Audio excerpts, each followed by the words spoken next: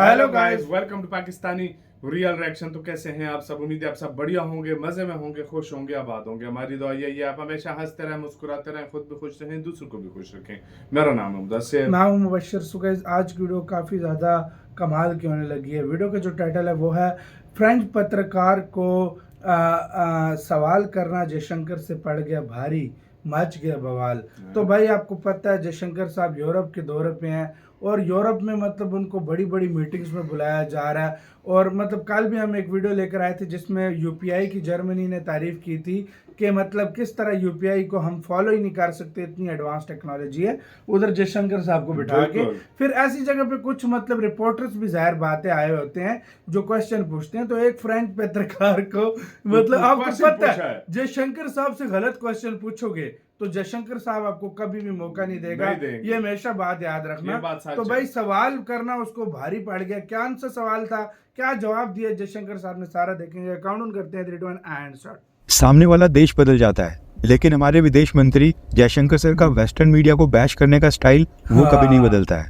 दरअसल जयशंकर सर 2 दिन के जर्मनी दौरे के बाद वहां से डायरेक्ट स्विट्जरलैंड गए थे और स्विट्जरलैंड के जिनेवा में जयशंकर सर का वहां पर एक बहुत ही भव्य इंटरव्यू हुआ।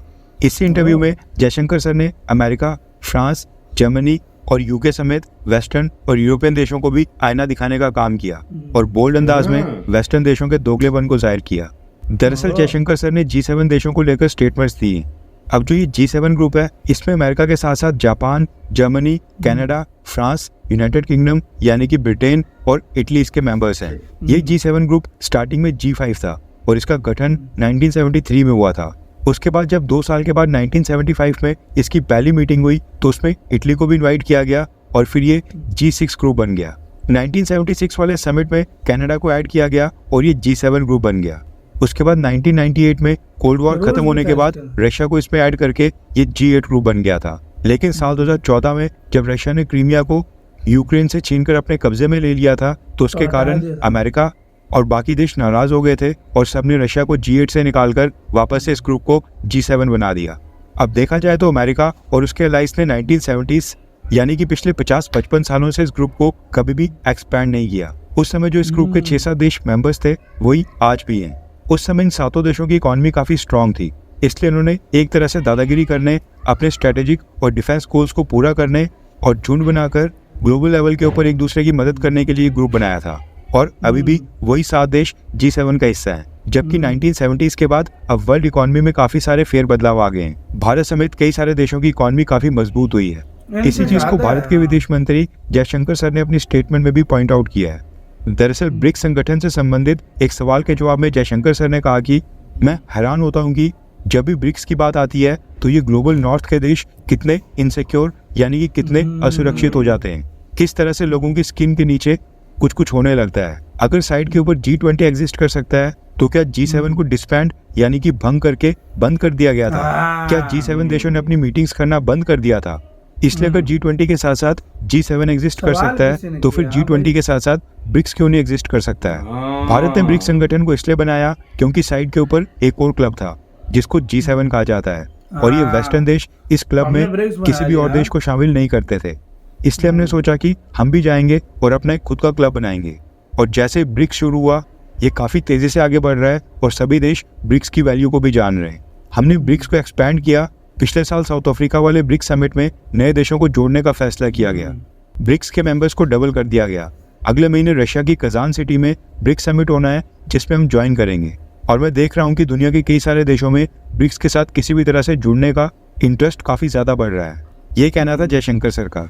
वैसे कई बार मैंने कमेंट्स में भारत के लोगों को ये कहते हुए भी देखा है कि जयशंकर सर की ओपन और बोल्ड स्टेटमेंट्स के कारण वेस्टर्न देश भारत से नाराज हो सकते हैं और हमारे रिलेशंस इन सब वेस्टर्न और यूरोपियन देशों के साथ खराब भी हो सकते हैं। अब यहाँ पर आपको क्या लगता है कि जयशंकर सर का ये बोल्ड अंदाज जिसमें वो वेस्टर्न देशों को बैश करते हैं, क्या उनका ये स्टाइल सही है? हाँ, ये सही तरीका है या फिर ना? नीचे कमेंट करके अपनी राय जरूर बताएं। दिखाना चाहिए। हाँ भाई यार, हमें तो यार अगर किसी के खौफ से आप अपनी बात नहीं कह सकोगे ना फिर आप तरक्की नहीं कर सकते, आप आगे नहीं जा सकते। भारत एक इधर पावरफुल देश है। भारत को के लिए इस टाइम भारत दुनिया के लिए इम्पोर्टेंट है, ना कि दुनिया भारत के लिए, भारत अभी देखो- उभरती है एक टेक्नोलॉजी पावर है। हाँ। देखो कंट्रीज नाराज होते हैं या जो हाँ। कुछ भी होते हैं, भारत एक सीधी बात कर इंडिया- रहे हैं वो। इंडिया हाँ। के लिए कुछ 6-7 कंट्रीज नहीं, इंडिया के लिए पूरी दुनिया पड़ी है। हाँ। और इंडिया को पता है, ये देखो, ये मैं आपको बात बता रहा हूँ, अभी अगर चाइना के साथ हुआ है, कल को जब सुपर पावर की दौड़ लगेगी तो ये हाँ। शायद इंडिया के साथ भी हो। इंडिया के साथ और भी मैं है, जाहिर आपको बात है। एक और भी बात बता रहा हूँ कि इंडिया इस टाइम एशिया की साइड पे, मिडिल ईस्ट की साइड हाँ। पे, अफ्रीका की साइड पे अपना बिजनेस क्यों ज्यादा फैला रहा है? वो भारत ज्यादा वेस्टर्न हाँ। देशों पर निर्भर ही नहीं हो रहा। नहीं, किसी भी भारत- कंट्री पे निर्भर हाँ। नहीं होना चाहता। इंडिया चाहता है कि मैं सबके साथ अपना सबके बिजनेस साथ करूं, यानी global न्यूट्रल level पे। रहूं। हाँ। इंडिया न्यूट्रल रहकर सबके साथ अपना बिजनेस सबके साथ कर रहा है, और चाहे वो सबके रशिया और साथ अमेरिका आगे और जो लेके भी हो। चल रहा है। और G7 वाकई नहीं बड़ा भारत है, तो जयशंकर साहब ने सीधा बोला हमने इसीलिए ब्रेक बनाया। हाँ। हम अपने मतलब क्यों नहीं कर रहे, तुम लोगों ने क्लब बनाया, तुम इसको अब ब्रिक्स को तुम नजरअंदाज करते हो, तो तुम अपने और G7 एक को कंट्री नहीं तरक्की देखते। तब करता हाँ। है जो अपने फैसले खुद लेता है। हाँ। अगर किसी के डर से आप कहोगे कि यार हम वो नाराज हो जाएंगे, ये है वो है, फिर वो कंट्री कभी भी तरक्की सही नहीं बात है, करता। सही बात है।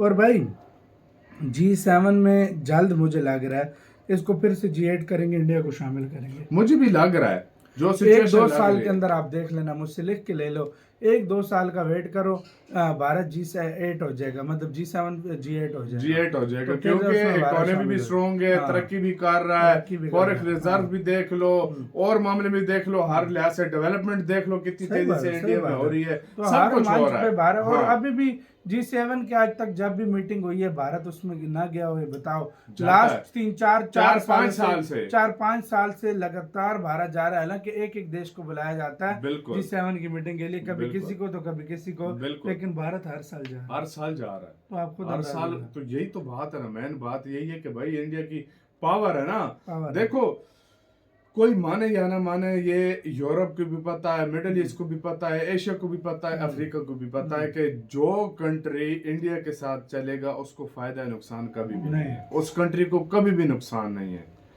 हम अपने पछता रहे हैं, हम लोगों से गलती हुई है, हमने ट्रेड वगैरह सब कुछ बंद किया, आज हमारा हाल देख लो। सही बात है। ये हमारे सीखना चाहिए। मैं आपको एक और बात बांग्लादेश बताता हूं। को देख लो। देख लो बांग्लादेश का हाल देख लो। देखो, जिस देश ने भी पंगा कोई लिया, क्या हुआ है। मैं एक चाइना के आपको एग्जांपल देता हूँ। चाइना ने इंडिया से पंगा लिया, उससे पहले उसकी एक्सपोर्ट इंडिया में कैसी हाँ। थी और अब कैसी अभी है। देखो। हाँ। ये फर्क होता है, ये पावरफुल कंट्री का होता है। भारत उल्टा सीखता भी है। भारत से कोई पंगा हो जाए ना भाई, उसको भारत सीख के उसको इम्प्रूव ऐसा कर देता है कि बाद में उसकी ऑप्शन ही नहीं रहता। सही बात है। तो ये सीन है। आपका किसका कहना है जयशंकर साहब की इस बोल्ड स्टेटमेंट के ऊपर? अपनी राय आप लोग दीजिएगा प्लीज कमेंट सेक्शन में, हम जरूर आपके कमेंट पढ़ेंगे। गाइस अपना बहुत ज्यादा ख्याल रखना, तो यार भाई।